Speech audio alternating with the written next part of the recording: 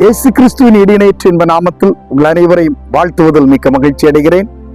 ஆண்டவர் உங்களை ஆசீர்வதித்து வழி நடத்துவாராக. பல நாட்களுக்கு பிறகு இந்த காணொலி வழியாய் உங்களை சந்தித்து ஆண்டவருடைய வார்த்தைகளை உங்களோடு பகிர்ந்து கொள்வதில் மகிழ்ச்சி அடைகிறேன். ஆண்டவருடைய மேலான தயவும் வழிநடத்தலும் பாதுகாவலும் உங்கள் அனைவரோடும் கூட இருப்பதாக. நம்முடைய வாழ்க்கையில் பல நேரங்களில் பல கேள்விகள் வரும். என்னுடைய எதிர்காலம் எப்படி இருக்கும்? என்னுடைய எதிர்கால வாழ்க்கையின் நிலை என்ன? நாளைய தினம் நான் என்ன செய்வேன்? என்னுடைய பிள்ளைகளின் கல்விக்காக நான் என்ன செய்வேன்? என்னுடைய வேலை வாய்ப்பிற்காக என்ன செய்வேன்? நாளைய வருமானத்திற்காக என்ன செய்வேன்? இப்படி பல கேள்விகள் நமக்குள்ளாக வந்து கொண்டிருக்கும். ஒரு பக்கத்தில் கடன் பிரச்சனை இருக்கிறவர்கள், இந்த கடனை எல்லாம் எப்படி நான் முடிக்கப் போகிறேன்?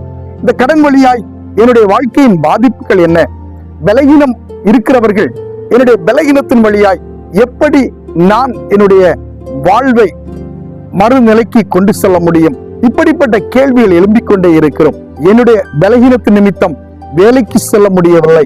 இப்படி இருக்கிற நிலையில் என்னுடைய வாழ்க்கை கேள்விக்குறியாய் மாறுகிறதே, என்ன செய்வேன் என்று கேள்வி மேல் கேள்வி கேட்டுக்கொண்டிருக்கிற அனுபவங்கள் நம்முடைய வாழ்க்கையில் வரும். ஆனாலும் நாம் ஒருபோதும் சோர்ந்து போகிறவர்களாய் இல்லாமல் ஆண்டவருக்குள் நம்மை பலன் பெற்றவர்களாய் முன்னேறி செல்ல வேண்டும் என்பதை நாம் மறந்து போகிறோம்.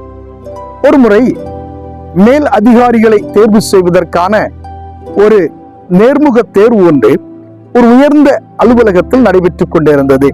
குறிப்பிட்ட ஒரு 3 நபர்களை தேர்வு செய்து அவர்களுக்குள்ளாக ஒரு போட்டியை வைத்தார்கள். அடைக்கப்பட்ட ஒரு அறை, அதிலே ஒரு மேஜை, அதன் மேல் ஒரு லேப்டாப் ஒன்று இருந்தது. அந்த 3 நபர்களை பார்த்து ஒரே ஒரு வார்த்தை சொன்னார்கள்: இந்த பூட்டப்பட்ட அறையிலிருந்து யார் வெளியே முதலாவது வருகிறார்களோ அவர்களே மேல் அதிகாரி ஆகின்ற தகுதியை பெற்றவர்கள் என்ற ஒரு அறிவிப்பை கொடுத்தார்கள். இந்த பூட்டப்பட்ட அறையில் 3 பேரும் உட்கார்ந்து யோசிக்க ஆரம்பித்தார்கள். முதல் நபர் சற்று அறிவு அதிகமானவர். தன்னுடைய அறிவை பயன்படுத்தி லேப்டாப்பை திறந்து அதிலிருந்த கோடிங்கை பயன்படுத்தி அதன் பலனாய் பூட்டை உடைப்பது எப்படி என்று 2 மணி நேரம் யோசித்தார். அவரால் எதையும் செய்ய முடியவில்லை. வெளிப்புறமாய் பூட்டப்பட்ட அந்த பூட்டை எப்படி உடைப்பது என்று யோசித்தே சோர்ந்து போய் உட்கார்ந்து விட்டார். 2வது நபர் அங்கு பொருத்தப்பட்டிருந்த ஏசி மற்றும் ஜன்னல், வெண்டிலேஷன், இதன் வழியாய் எப்படி வெளியே செல்வது என்று ஒவ்வொரு இடமாய் ஆராய்ந்து பார்த்து கொண்டே இருந்தார். அவராலும் எதையும் சரியாய் செய்ய முடியவில்லை. 3வது நபர் எந்த சலனமும் இன்றி தேநீரை பருகிவிட்டு அப்படியே உட்கார்ந்து யோசித்துக் கொண்டே இருந்தார். அவர்களுக்கு கொடுக்கப்பட்ட நேரத்தின் கடைசி 10 நிமிடம் இருந்தது. எந்த ஒரு சலனமும் இன்றி மெதுவாக எழுந்தார். நேராக சென்று பூட்டப்பட்ட அந்த அறையின் கதவின் பூட்டை அப்படியே திருகினார். கதவு திறந்தது. எந்த ஒரு ஆர்ப்பரிப்பும் இல்லாதபடி வெளியே வந்தார். வெளியே இருந்தவர்களுக்கெல்லாம் ஒரே ஆச்சரியம். உள்ளே இருந்த அத்தனை பேருக்கும் மிகுந்த ஆச்சரியம். எப்படி இது சாத்தியம்? வெளியே இருந்த நேர்முக தேர்வை நடத்தி கொண்டிருந்தவர்கள் சொன்னார்கள், நாங்கள் இந்த கதவை சற்று சாற்றி வைத்திருந்தோமே தவிர பூட்டவே இல்லை. நாங்கள் பூட்டி வைத்திருந்ததை போன்று ஒரு பிரம்மையை உருவாக்கினோம். நாங்கள் எப்படியாவது நீங்கள் திறந்து வாருங்கள் என்று நாங்கள் பேசின பொழுது நீங்கள் நினைத்துக் கொண்டீர்கள் இது மிகவும் பாதுகாப்பாய் பூட்டப்பட்ட ஒரு அறை என்று நினைத்தீர்கள். ஆனால் இந்த கதவு சாற்றப்பட்டு இருந்ததை தவிர நீங்கள் மெதுவாய் தள்ளினாலே இந்த கதவு திறந்திருக்கும். இந்த 3வது நபர் எதை பற்றி யோசிக்காதபடி அந்த கதவை திறந்தார். அது திறந்து வந்தது. இப்பொழுது இவர்தான் இதற்கு தகுதியானவர்கள். இவர் எதை பற்றியும் கவலைப்படவில்லை. எப்படி இந்த அறையிலிருந்து வெளியே வருவது என்று யோசிக்கவும் இல்லை. கிடைத்தால் கிடைக்கட்டும், இல்லை என்றால் போகட்டும் என்று கூட அவர் நினைக்கவில்லை. அவருக்குள்ளாக ஒரு உறுதி இருந்தது, இந்த கதவை நான் எப்படியாவது திறந்து விடுவேன். அந்த நம்பிக்கையில் அவர் கதவின் மேல் கை வைத்தார். இந்த கதவு திறந்தது. உங்கள் ஒவ்வொருடைய செயல்களையும் நாங்கள் காணொளி வழியாய் பார்த்து கொண்டே இருந்தோம். இங்கு பொருத்தப்பட்டிருந்த சிசிடிவி கேமரா வழியை பார்த்தோம். உங்கள் 2 பேருக்கும் பதட்டம் அதிகமாக இருந்தது. ஆனால் இவர் ஒருவருக்கு மட்டுமே பதட்டம் இல்லாமல் இருந்தது. அவருடைய உள்ளத்திற்குள் ஒரு நம்பிக்கை இருந்தது. அந்த நம்பிக்கை முகத்தில் தெரிந்தது. அந்த நம்பிக்கையின்படி இன்று அவர் இந்த நிறுவனத்தின் மேலதிகாரியாய் தேர்வு செய்யப்பட்டிருக்கிறார் என்று அந்த நிர்வாகம் குழு சொன்னது. என கண்பானவர்களே, மத்தேயு எழுதின நற்செய்தி நூல் 6வது அதிகாரம் 34வது வசனத்திலே, நாளைக்காக கவலைப்படாதிருங்கள், நாளைய தினம் தன்னுடையவைகளுக்காக கவலைப்படும், அந்தந்த நாளுக்கு அதனதன் பாடு போதும். என கண்பானவர்களே, நாளைய தினத்திற்காய் கவலைப்பட்டுக் கொண்டிருக்கிறோம். ஆண்டவராகிய இயேசு கிறிஸ்து சொல்லுகின்ற பொழுது, நாளைய தினத்திற்காய் கவலைப்படாதிருங்கள், நாளைய தினம் அதற்காய் கவலைப்படும். இன்னும் நம்முடைய வாழ்க்கையில் அந்தந்த நாள் மிக சிறப்பாய் நடக்கிறதே, அதை நினைத்து ஆண்டவருக்கு நன்றி செலுத்துங்கள். நாளைய தினத்தின் பாடுகளை ஆண்டவருடைய கரத்திலே கொடுங்கள்.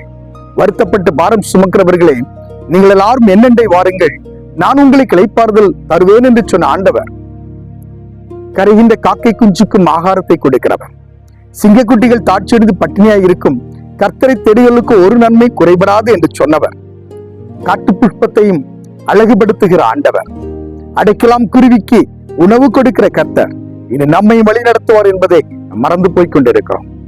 ஒவ்வொரு நாளும் நம்முடைய தேவைகளை நினைத்து நாம் வேதனைப்படுகிறோமே தவிர, நம்மை உருவாக்கின கர்த்தர் நமக்குள்ளா இருக்கிறார், நம்மை வழி நடத்துவார், அவருடைய கரத்திலே அதை ஒப்புக் கொடுக்கின்ற பொழுது ஆண்டவர் இன்னும் நம்மை ஆசீர்வதிப்பார் என்பதை மறந்து போகிறீர்கள். எனக்கு அன்பானவர்களே, இன்று நம்மை வழி நடத்துகிற ஆண்டவர் நாளையும் நடத்துவார், அடுத்த நாளும் நடத்துவார். உலகத்தின் முடிவு பரியந்தம் கடைசி நாட்களிலும் நான் உங்களோடு கூட இருப்பேன் என்று சொன்னவர் வாழ்வின் இறுதி வரை நம்மோடு கூட இருப்பார் என்பதை நாம் மறந்து போய் கொண்டிருக்கிறோம்.